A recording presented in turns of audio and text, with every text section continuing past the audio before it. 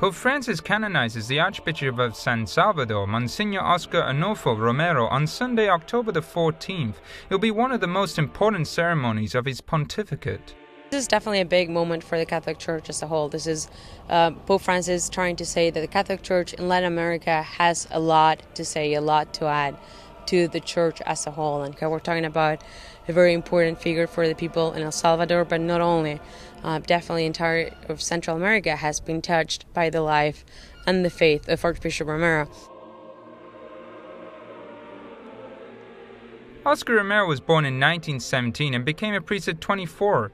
He was named Archbishop of San Salvador in 1977 when the country was going through a tough civil conflict. It was a terrible moment. The government of El Salvador launched a fierce repression against the left to kill the guerrillas. Trade unionists, politicians, and even priests and nuns were killed. The Archbishop of San Salvador denounced the violence on both sides and asked them to abandon their weapons, for example, in this homily the day before his death.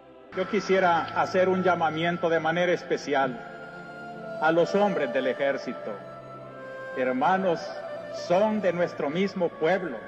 Matan a sus mismos hermanos campesinos y ante una orden de matar que dé un hombre, debe de prevalecer la ley de Dios que dice no matar.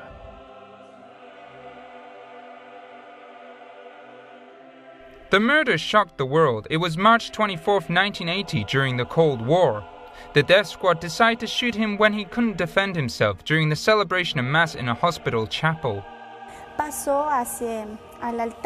He went to the altar to start the consecration. In that moment, you couldn't even hear the noise of the vehicle. You only saw it come in. Some witnesses say that the murderer came out and shot him from one side of the church. He was shot in cold blood and was only 62 years old. With gestures and words, Romero denounced the injustices of the totalitarian regime of El Salvador. This is why many call him the Bishop of the Poor. He was all about supporting the poor, but given the reality of El Salvador at that time, being with the poor meant being with the country. Archbishop Oscar Romero, since his death in 1980, has been a hero of the Church of the Poor.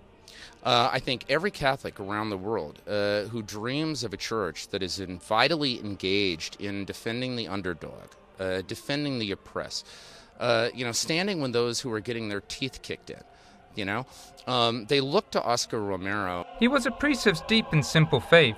The Church recognizes him as a martyr killed in the hatred of faith because he didn't surrender his faith. This as a consequence led him to his death. After his murder, some Marxists took his image and turned it into a symbol. This led some people at the Vatican Curia to stop the course of beatification for around 15 years. The accusation that he was a communist came at a time of strong polarization. It was the most common accusation of someone who was close to the weakest and the poorest. However, despite being discouraged, John Paul II went to pray before his grave on the 2 occasions he traveled to El Salvador, and included him in the list of witnesses to the faith in the 20th century. Benedict XVI also said he considered him a saint in one of his conversations with journalists on a plane.